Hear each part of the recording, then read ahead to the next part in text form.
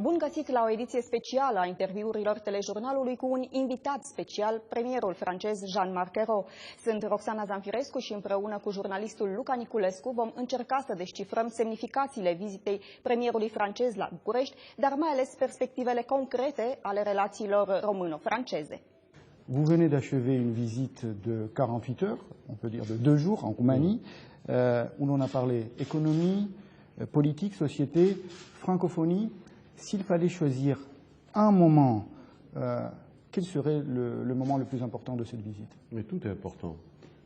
Mais le moment le plus émouvant, c'était la rencontre avec les personnalités du monde de la culture. Des écrivains, des cinéastes, des hommes et femmes de théâtre, des universitaires, des chercheurs, académiciens. Et dans une librairie qui a été ouverte il y a peu, qui est un acte très fort, courageux, audacieux, fou, comme cela a été dit. Et je pense que ça résume en quelque sorte la qualité, la profondeur des relations qu'il y a entre la France et la Roumanie, parce que nous avons ensemble un patrimoine commun, qui est celui de la langue, qui est celui de la culture, qui est celui des valeurs. Et je crois que pour tout ce que nous voulons faire, à la fois pour chacun de nos pays, pour la France comme pour la Roumanie, mais aussi pour l'Europe, c'est un formidable levier de mobilisation. Donc c'est ce que je retiendrai comme, au fond, le moment le plus fort sur le plan de l'émotion, et aussi qui m'a convaincu encore davantage que la France et la Roumanie doivent continuer à agir solidairement et fortement ensemble. En quoi consistent exactement ces accords? Et puis, il y a d'autres domaines qui suscitent l'intérêt des investisseurs français? L'accord qui a été signé hier entre la grande entreprise française Thales et Ely, et qui porte sur le plus grand projet de recherche en Europe, le laser, et c'est en Roumanie que ça va se faire. Donc c'est un acte extrêmement important, porteur d'avenir, avec des retombées économiques dans les années qui viennent, et puis un deuxième accord qui porte sur la formation pour que ceux qui vont travailler à ce projet soient du meilleur niveau possible. Il y a eu aussi un autre accord qui a été signé entre l'Agence française pour les déchets radioactifs, l'ANDRA, et la Roumanie, pour faire un diagnostic des problèmes qui se posent, pour faire en quelque sorte de l'expertise, de l'accompagnement des décisions que le gouvernement roumain sera amené à prendre. Mais je crois que ce qu'il faut retenir aussi, c'est l'importance des relations économiques entre nos deux pays, qui sont d'ailleurs équilibrées, et qui font que, par exemple, il y a en Roumanie 3000 entreprises françaises. J'ai eu l'occasion d'en rencontrer beaucoup aujourd'hui. J'ai rencontré des entreprises franco-roumaines également, dans tous les secteurs de l'économie. Des grandes entreprises, des moyennes entreprises, des petites entreprises. J'ai vu aussi le président de la Chambre de commerce franco-roumaine, qui concerne aussi l'industrie et l'agriculture. Donc il y a énormément de champs où nous avons des possibilités d'échange et de développement dans les années qui viennent. Je pense aux infrastructures de transport, par exemple, dans le domaine de l'énergie, dans le domaine de l'environnement.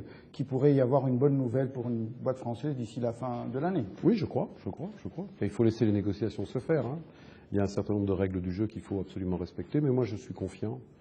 Je suis confiant et j'ai voulu, en venant en Roumanie, adresser un message. J'ai reçu le Premier ministre Victor Ponta en février. Nous avons signé la feuille de route pour les 5 ans qui viennent, en application de l'accord stratégique qui nous unit. Et puis j'ai voulu très vite répondre à l'invitation du Premier ministre en venant dès le mois de juillet, donc quelques mois après, ici à Bucarest. J'ai vu le président de la Roumanie, et je crois que nous sommes entrés dans une nouvelle ère des relations entre la France et la Roumanie, une ère de qualité. Vous parliez de la nouvelle ère des relations franco-roumaines, mais c'est vrai que les relations franco-roumaines ont connu quelques turbulences il y a 3 ans, et aujourd'hui c'est vrai que la page semble tourner. Est-ce que c'est aussi grâce à la même famille politique qui est au pouvoir à Paris et à Bucarest, ce sont les socialistes? Écoutez, c'est vrai que quand on est dans la même famille politique, c'est plus facile de se comprendre sur des valeurs, sur des objectifs, des ambitions, et sur la manière de voir, par exemple, l'avenir de l'Europe. Mais je pense que ce n'est pas la seule explication. Je crois que ça passe aussi par la volonté politique de ceux qui dirigent, au-delà des sensibilités politiques. La conscience que, depuis l'élection de François Hollande en France, le président de la République, d'entrer dans une nouvelle relation avec la Roumanie, comme avec les autres pays de l'Europe centrale et de l'Europe de l'Est. Je pense à la Pologne, par exemple, où nous avions des relations un peu froides. Tout ça est en train de se renouer, et c'est essentiel.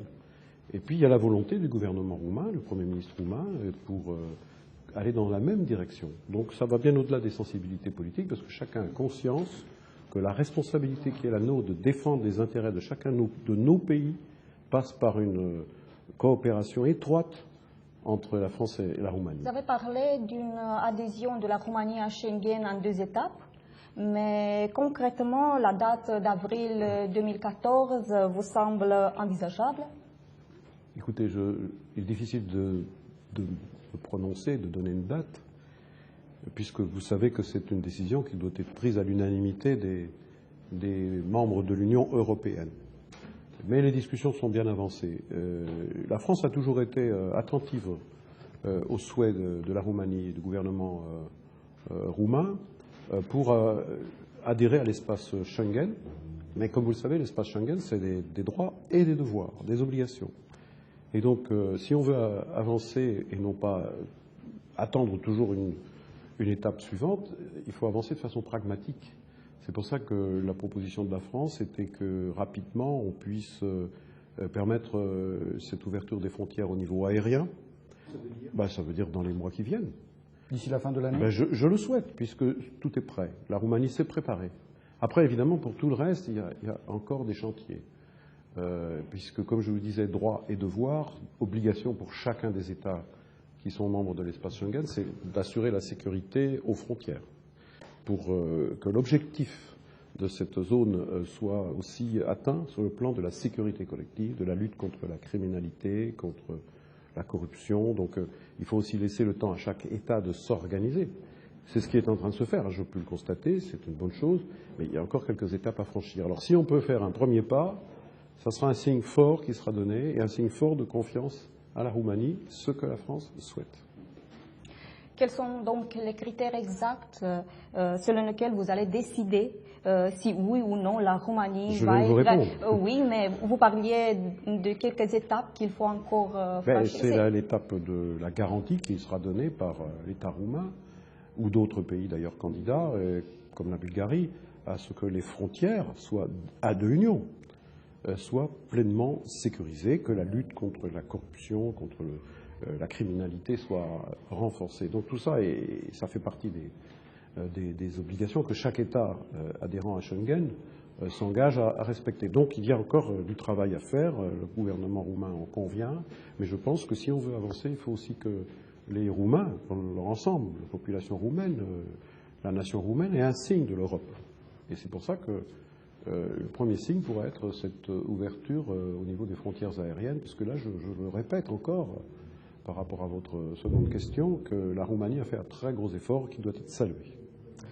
Nous arrivons maintenant au sujet délicat et incontournable, les Roms, parce que c'est cela aussi qui a provoqué la crise il y a 3 ans.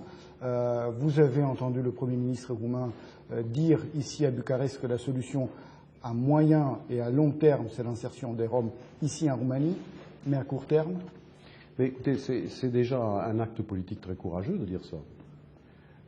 Parce que c'est la première fois qu'un Premier ministre le dit et s'engage concrètement. Parce que c'est à la fois un problème roumain, mais c'est aussi un problème de l'Europe. Il ne se pose pas qu'à la France. Il y a à peu près 15 000 personnes de la minorité rome qui sont en France en ce moment. Certaines ont le souhait de s'intégrer. Ce sont des citoyens roumains. Et il appartient à la France de les aider dans l'accès au logement, au travail, ce que nous avons facilité, la santé, l'éducation. Mais il y a aussi beaucoup de gens qui sont de passage et qui vivent dans des conditions d'ailleurs déplorables, dans des bidonvilles, ce qui n'est pas acceptable. Et puis surtout, ce qui est grave, qui sont la proie de groupes mafieux. Et l'engagement de nos 2 gouvernements, c'est de renforcer la lutte contre l'organisation criminelle de ces Comment, concrètement par la coopération policière. Est-ce qu'il y aura davantage de policiers roumains à Paris? Cet été, il y en aura davantage. La Roumanie a fait un effort très important et la présence des policiers roumains en France est très efficace. Donc, je tiens à saluer cet effort du gouvernement roumain. Puis, Vous pouvez nous donner un chiffre? Je pense que cet été, il y aura 25 policiers supplémentaires. Donc, de cette période un peu plus dense, plus intense. Et puis, il faut aussi la coopération judiciaire. Et sur ce plan, je dois dire que ça ne peut pas se résumer à une relation bilatérale entre la France et la Roumanie. Il faut aussi traiter ça au niveau de l'Europe. Parce que toute l'Europe est concernée par trafic des êtres humains, trafic en tout genre. L'Europe a des valeurs. L'Europe, c'est aussi un état des règles de droit. Et donc, à l'intérieur de l'Europe, la circulation des personnes et des biens existe, mais il y a aussi la circulation de la criminalité. Donc il faut s'organiser pour lutter contre. Je l'évoquais tout à l'heure à propos de Schengen. S'agissant de la Roumanie elle-même, vous l'avez évoqué, il existe beaucoup de crédits européens. Beaucoup pour l'insertion des personnes de la minorité rome, pour équiper l'habitation, les villages, les services publics, l'école, et puis peut-être aussi soutenir des projets de création d'entreprises. Mais c'est de l'aveu même des autorités roumaines, ces crédits sont sous-utilisés ou mal utilisés. Et le Premier ministre l'a dit lui-même, j'ai bien entendu ce qu'il a dit en réponse à des questions des journalistes. Donc, je crois que les choses vont changer. Elles sont en train de bouger. Je le disais tout à l'heure, il y a une nouvelle ère sur ce sujet-là aussi. Et en tout cas, ça ne sert à rien de stigmatiser, ça ne sert à rien de provoquer. La responsabilité des hommes d'État, c'est de s'attaquer aux problèmes, de les résoudre. Et surtout quand on a des points à évoquer ensemble, d'un pays à l'autre, on l'évoque franchement, sincèrement, mais aussi dans le respect de son partenaire pour justement créer un climat positif pour trouver des solutions. Donc c'est mon état d'esprit. Monsieur le Premier ministre, il y a des voix qui parlent d'une mauvaise image de la Roumanie en France. On a vu même qu'il y a des situations dans lesquelles les Roumains ne sont pas très bien perçus. On a vu des ironies dans la presse, par exemple. Est-ce que vous ressentez une telle image des Roumains en France? C'est parce que là, vous avez évoqué la question Rome, et beaucoup de gens peuvent ignorer que la question Rome est une question qui existe, qu'il faut traiter, mais qui ne peut pas résumer les relations entre la France et la Roumanie. Je l'ai dit avant de partir, la presse conservatrice m'a reproché d'avoir dit ça en disant Jean-Marc Ayrault devrait se préoccuper des vrais problèmes et pas employer des expressions un peu trop optimistes. Mais moi, je trouve qu'au contraire, il faut redire que la France et la Roumanie ont beaucoup de choses en commun et beaucoup de choses à faire ensemble. Et d'ailleurs, j'ai inauguré hier le lycée Ana Donoi, qui est un magnifique lycée que le gouvernement roumain a facilité en donnant le terrain. Je tiens à saluer cette initiative. Eh bien, Ana Donoi, qui est très connu en France, qui a donné d'ailleurs lieu à la création d'un prix littéraire, le prix Femina, sa famille est d'origine roumaine. Et bon, c'est vrai de beaucoup d'autres artistes, c'est vrai de beaucoup de chercheurs, de grandes personnalités, je pense bien sûr au théâtre, à l'UNESCO, à la peinture, je pense aussi bien sûr à la recherche, je pense aussi à la littérature, Cioran et beaucoup d'autres. Et donc c'est ça aussi la Roumanie. Et moi je veux faire de la pédagogie, dire aux Français, vous voyez, la Roumanie c'est un grand pays en Europe, 20 millions d'habitants, et puis en même temps c'est un pays avec beaucoup de qualité, de force, de chance. Et c'est ensemble que nous pouvons continuer à bâtir l'Europe. La francophonie est présente en Roumanie. Il y a un travail remarquable fait par l'ambassade, par l'Institut français, par certains médias comme Regard ou RFI Roumanie. Comment, il y a le lycée français, le nouveau lycée français, comment comptez-vous rendre cette francophonie encore plus dynamique? Et si vous pouvez nous répondre d'une manière très concrète. Très concrètement, cela a été suggéré d'ailleurs dans ma rencontre avec le monde de la culture, c'est d'organiser par exemple des conférences avec des écrivains, ou des personnalités du théâtre, permettre à des troupes aussi, des compagnies, de venir ici en Roumanie et faire la même chose en France, faire connaître. Mais je crois que quand ça se fait, ça a toujours un très très grand succès. Il y a aussi le cinéma. Et donc, il faut prendre des initiatives. Et le Centre culturel français a prévu d'organiser une année de la France en Roumanie, je crois, l'année prochaine. Donc, il y a beaucoup d'initiatives qui sont prises. Il faut les amplifier. Et puis permettre les échanges, que les gens se connaissent. Que ça ne reste pas simplement un slogan, la francophonie, c'est bien. Non, il faut aller beaucoup plus loin en permettant les rencontres, et notamment les rencontres aussi au niveau de la jeunesse. Monsieur le Premier ministre, vous savez peut-être, on a en Roumanie un vif débat sur la réforme administrative. La France a commencé la régionalisation il y a 30 ans déjà. Est-ce que vous avez des suggestions pour les autorités roumaines ou même il y a des erreurs à ne pas commettre dans ce processus? Vous savez, c'est très délicat de donner des conseils. Nous avons nous aussi nos défauts, nos insuffisances. Simplement, je crois que le gouvernement roumain réfléchit à la mise en place d'autorités régionales, d'un État moins centralisé et plus régionalisé. J'en ai discuté avec le Premier ministre et je pense que ce serait une bonne idée d'aller dans cette direction. Ça permettrait notamment d'être plus efficace pour soutenir des projets qui peuvent bénéficier du concours des fonds européens, du financement de l'Europe, parce qu'effectivement, si on n'est pas au plus près de la réalité, c'est difficile de réussir. Alors j'ai discuté avec le ministre des Fonds européens, qui est prêt aussi à aller dans cette direction, et j'ai indiqué que Mme Marie-Lise Lebranchu, qui est ministre de la fonction publique et de la réforme de l'État dans mon gouvernement, viendra au mois d'octobre pour discuter du partenariat que nous pourrions mettre en place sur ces questions, et aussi sur un sujet pour lequel on m'a sollicité, c'est la formation des fonctionnaires, des cadres des administrations de l'État et des administrations locales.